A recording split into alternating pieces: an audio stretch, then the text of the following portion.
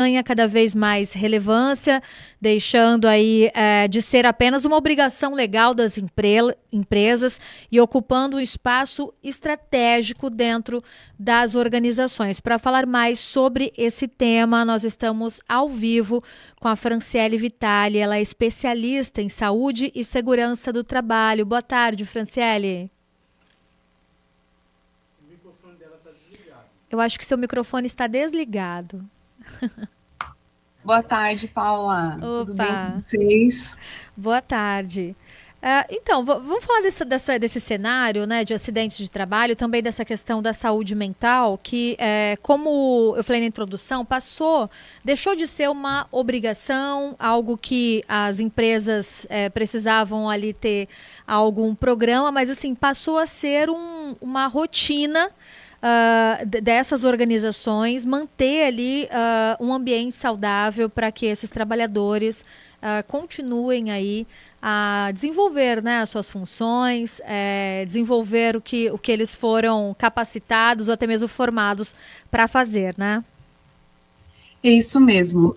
A segurança do trabalho, a saúde e segurança do trabalho, né, ela é um assunto antigo, mas foi visto por muito tempo pelas empresas e organizações como uma obrigação legal, e não deixa de ser. Nós somos regidos no Brasil por diversas legislações e pelas normas regulamentadoras que determinam aí quais são as ações para cada tipo de ambiente de trabalho. Contudo, com toda a mudança aí existente no cenário do mundo corporativo, as ações relacionadas à segurança e à proteção do trabalhador, elas vêm ganhando cada vez mais representatividade no sentido de ser estratégico para a organização. Primeiro porque, promovendo ambientes seguros, a gente torna os ambientes mais saudáveis, mais produtivos, evita risco, adoecimento, afastamento, e esse é um custo muito maior do que o custo de se investir em segurança.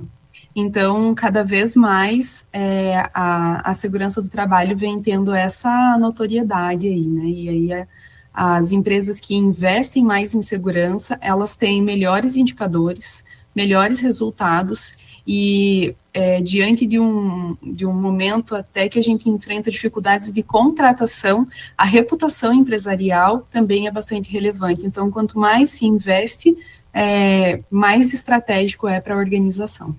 Hoje em dia acontece também o contrário, né? Como você disse, as empresas, às vezes, aquela empresa que não traz uma qualidade no trabalho, no ambiente de trabalho, acaba também sendo taxada como, olha, aquela empresa ali, ó, não é muito legal trabalhar neste local, né? Acredito eu que por conta dessa falta de investimento e de atenção com o trabalhador, não só colocar aquele trabalhador como um número simplesmente, mas como uma pessoa que precisa ali de um suporte para trabalhar, de um ambiente saudável para exercer a sua função, né, diariamente. Exatamente. O ambiente ele precisa ser mapeado antes de tudo, então é importante conhecer a estrutura daquele ambiente, quais riscos ele apresenta, para poder orientar o trabalhador de quais são os cuidados que ele mesmo precisa tomar com relação ao cuidado, e aí sim investir em ambientes mais seguros, seja no seu layout, nas adaptações do ambiente de trabalho para proteger a segurança do trabalhador, e investir também em treinamento do trabalhador, para determinadas situações, como um trabalho em altura, espaço confinado, algum ambiente que tenha risco mais eminente mesmo, né? Além de todos os riscos que são ocultos do ambiente, como são os riscos psicossociais e outros riscos que tanto tem se falado aí nesse momento atual. E com esse crescimento dos afastamentos, né, principalmente por essa questão de saúde mental, o que isso tem impactado na gestão das empresas, Fran? A gente percebe um aumento no absenteísmo e na rotatividade. A rotatividade, como nós acabamos de falar, aí tem muito a ver com a reputação e com o fato do trabalhador se sentir seguro, se sentir percebido naquele ambiente. E com relação ao absenteísmo, tem acontecido, né, o ano passado nós tivemos recorde aí no número de acidentes de trabalho e também no número de afastamento por adoecimento mental. Então, quando a gente olha aí para os números de ansiedade, depressão, o Brasil lidera o ranking mundial, né, nesse cenário, e a gente tem visto as empresas aí diretamente relacionado como fator gerador aí de adoecimento. Lógico que não é só o ambiente de trabalho, tem as questões individuais de cada pessoa, mas o trabalho pode ser sim um fator gerador de adoecimento. E diante desse cenário, o que as empresas estão focando agora que antes não faziam? Queria que você falasse um pouquinho.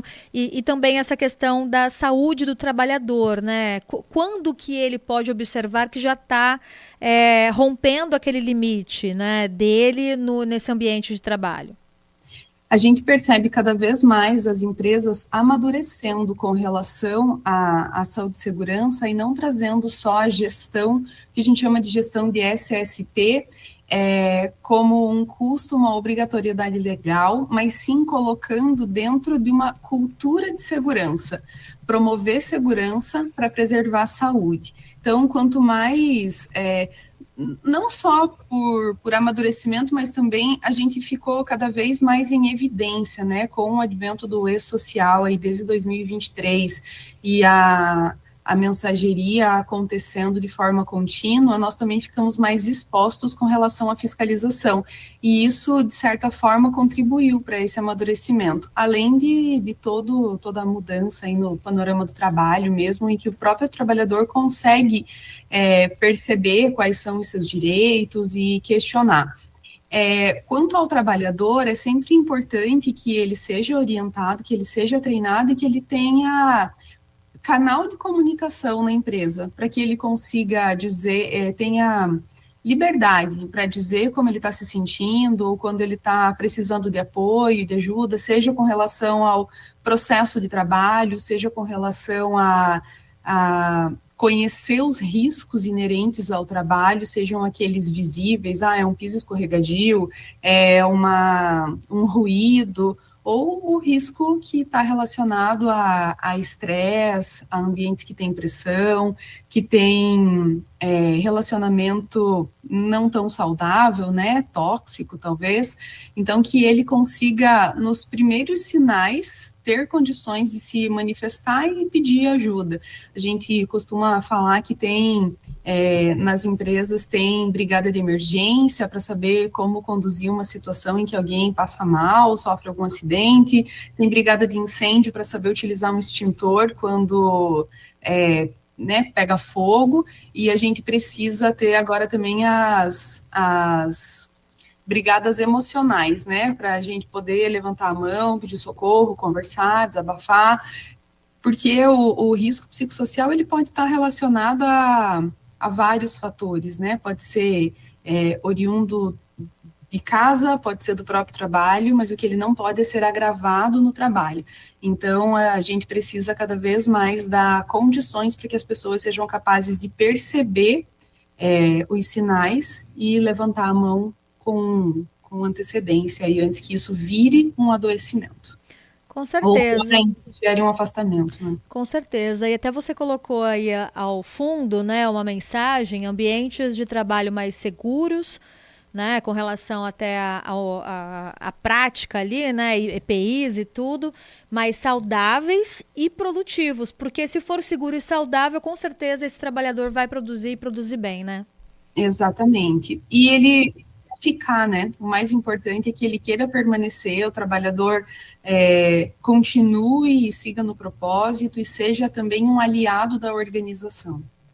Franciele, muito obrigada, viu, por ter participado aqui no nosso bate-papo. Obrigada a vocês bate-papo. pelo espaço.